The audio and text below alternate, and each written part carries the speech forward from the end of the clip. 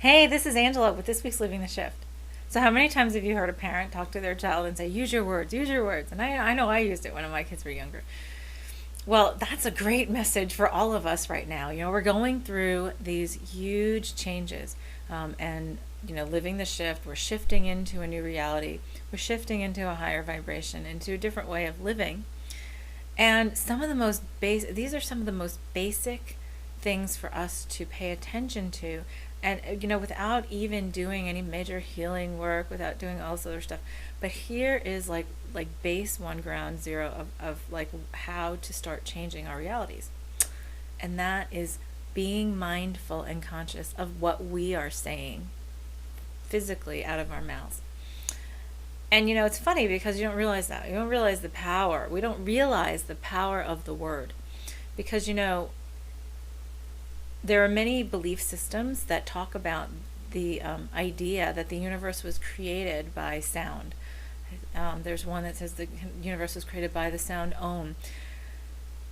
There's others that have other sounds and all that kind of stuff. But anyway, and in the metaphysical world, we have what you call the music of the spheres, which is the music of the universe. And the theory behind that is that every single thing, the entire universe is made up of energy, and that all energy has a vibration, and the vibration can be equated to a tone if, of course, we have ears or we have some other energy to offset and feel it and be able to feel it in some way, shape, or form. And so thus what happens is we end up being able to do things like healing ourselves with sound. There's sound healing. We have like Tibetan singing bowls. We have crystal bowls. We have soothing music. Music soothes the soul, kind of thing. But they've also proven that certain tones will heal different parts of the body. There are energetic healing exercises on creating tones to heal different organs within the body, and they're very effective. So what happens is, because the sound clears out the vibration of the other the molecules that it hits, attunes it to a certain vibration, and the higher the vibration, the cleaner it's going to be. So that's just like one little bit of it. But here's the thing. So what is speech? Speech is the sounds that we have created to focus the energies of the thoughts and bring those thoughts into this reality by some method of communication, which is, typically words of some sort. And so in doing that, we're putting focused energy behind every word that we speak, and yet it comes so second nature to us, we don't even realize that we're doing it. But it's funny, the original term that has been used in magic for years and years, forever, and Bugs Bunny and just endless different places, is abracadabra. And the literal meaning of abracadabra is I create as I speak. I mean, that's how powerful our words are. That is how much power we have in just saying our words. So think about that. We are so entrained. We're trained by the ego in this whole existence of duality, this whole expression of the illusion of duality, that there could be a me and a not me. And in doing so, the ego starts creating hierarchies of what I am and what I am not. And when we say I am blank or I am not blank, then we are creating that reality. We're shaping that form of what we are putting energy behind by using words to create it. So when you say I'm too old for this, or the body's too old, or the body's creaky, or I can't do that anymore, or I am sick, I am delusional, I don't know, there's a whole bunch that you can use, right? But we say that in everyday conversation in general, and aren't even conscious of what's coming out of our mouth. And when we say things like, oh, that's for other people, that's for me, I'm not blank, or I'm not destined, that's not in my destiny, I'm not destined to be wealthy, or we create that just even in joking around.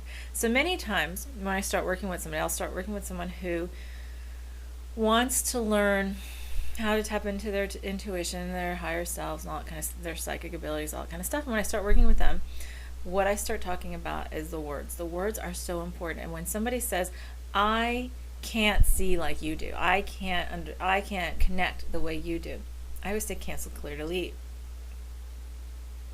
Or I'll say yet.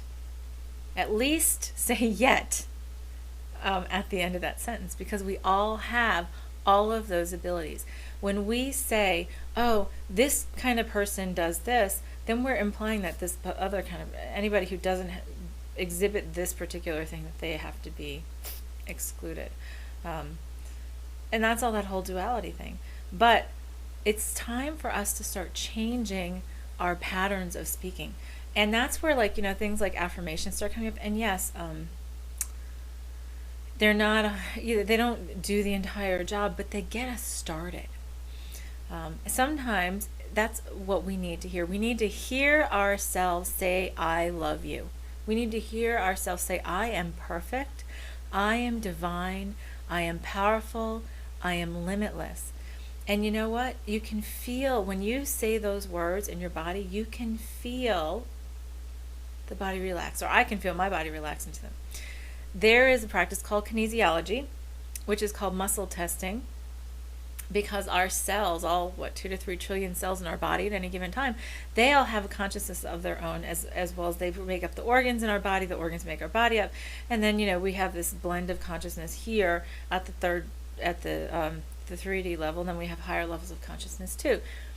But here's the thing: those cells all have a common part of their consciousness as part of the whole of who we are. And if it rings true, if it is truth, that would be like a yes and a positive. There's a relaxing feeling of it. Now, when you learn kinesiology, you learn how to feel that. You know how to test that. And then after a while, after you trust the testing, then you stop. I stopped doing it, because I know what my body feels like when I say yes. So if you do that right now and just say yes, and feel what your body feels like when you say yes.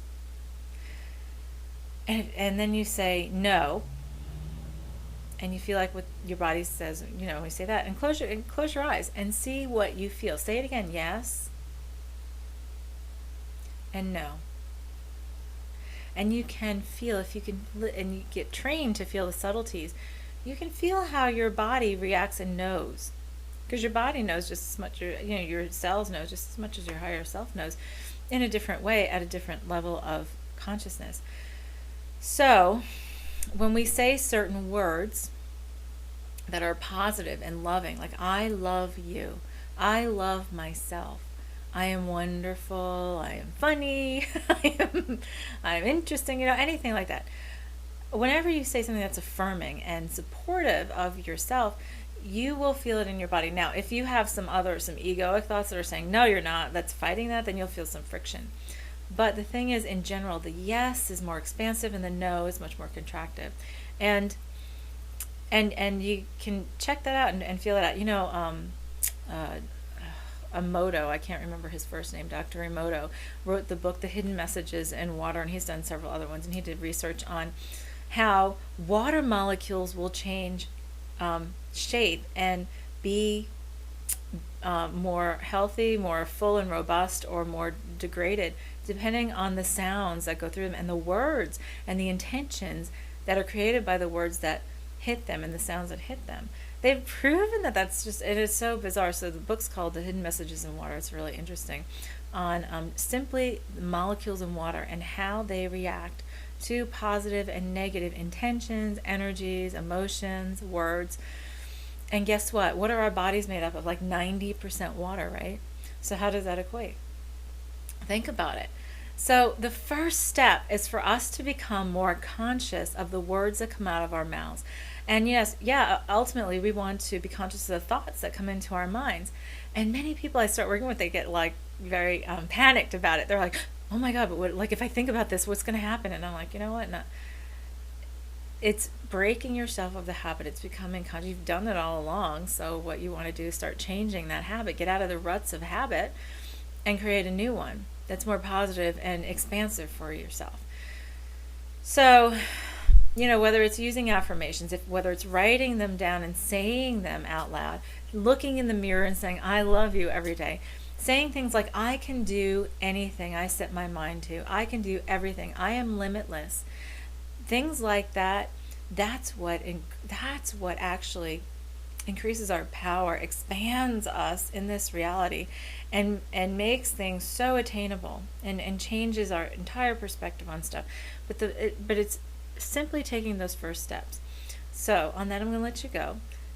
Be careful what you're saying, and be conscious of what you're saying, and see how you can word yourself in a positive way, in an expansive way, and catch yourself. See if you can catch yourself and prevent yourself from, like, continuing negativity and saying negative things about you and other people, and instead say positive things and expansive things, and see if you can feel the difference, and see if you can notice the difference.